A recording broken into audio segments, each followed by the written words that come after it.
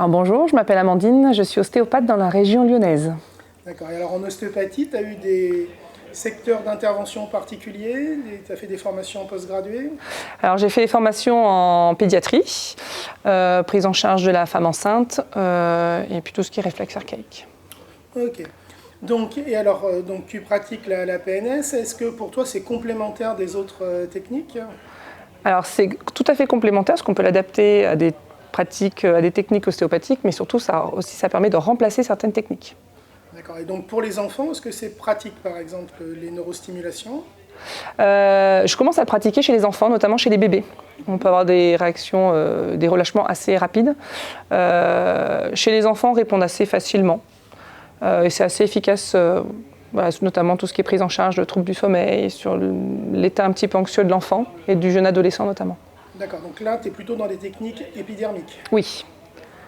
Et donc, alors si tu compares un petit peu les techniques ostéo que tu as appris initialement et le côté épidermique, quand est-ce que tu utilises l'un ou l'autre? Le côté épidermique, je l'utilise dans toutes mes séances. Ça permet de relâcher très rapidement certaines hypertonies musculaires et ça remplace les techniques ostéopathiques. C'est-à-dire que le relâchement et le bienfait ressenti par le patient est beaucoup plus rapide que sur une technique ostéopathique normale. D'accord. Et donc tu utilises à peu près quel pourcentage de PNS en moyenne de consultation? Actuellement, en fin de troisième année, j'utilise systématiquement de la PNS pendant mes consultations et je fais des consultations purement en PNS, on va dire à peu près 80% de ma pratique. D'accord. Donc ça t'apporte un net plus. Quand est-ce qu'il faut néanmoins, par rapport à ton expérience, refaire d'autres techniques? Dans les patients, la prise en charge d'un patient aigu. On a besoin de temps en temps de revenir sur une technique purement ostéopathique, mais j'introduis automatiquement de la PNS, même sur un patient aigu. D'accord. Donc c'est-à-dire que, est-ce qu'on pourrait dire que le traitement PNS initial facilite après la suite du traitement structurel? Ah, complètement. Complètement. Ça permet de débroussailler, de lever certaines choses qui sont là, et ça rend la technique ostéopathique beaucoup plus simple et efficace. D'accord. Alors y a-t-il des inconvénients à pratiquer la PNS? Aucune.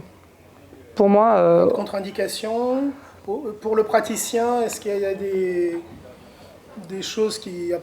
On n'est pas dangereux? On n'est pas du tout dangereux, mais pas du tout. Est-ce qu'en termes de rapidité, de fatigabilité, est-ce que par rapport à l'ostéo? Alors en tant que praticien, moi je suis moins fatiguée après des séances de PNS que des séances d'ostéopathie pure. C'est moins physique. C'est moins physique, c'est beaucoup plus agréable. Les sensations dans les mains sont assez intéressantes aussi.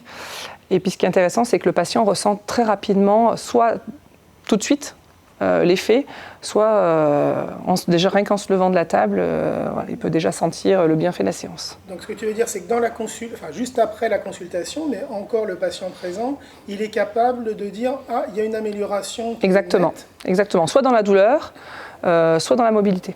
D'accord, donc on arrive à moduler la douleur et améliorer la fonction. Exactement. Ok, est-ce que tu auras un petit mot à dire en conclusion? Moi, je dirais à tous les ostéopathes de ne pas hésiter à venir se faire de la PNS. Déjà, ça vous apporte énormément de théorie et de compréhension dans la prise en charge de la posturologie de la personne, du patient, de l'enfant. C'est vraiment intéressant, c'est un plus. Vraiment, je trouve que c'est un plus pour les ostéopathies. On peut très bien faire que de la PNS, mais également faire de l'ostéopathie et de la PNS. Mais pour moi, c'est vraiment un plus.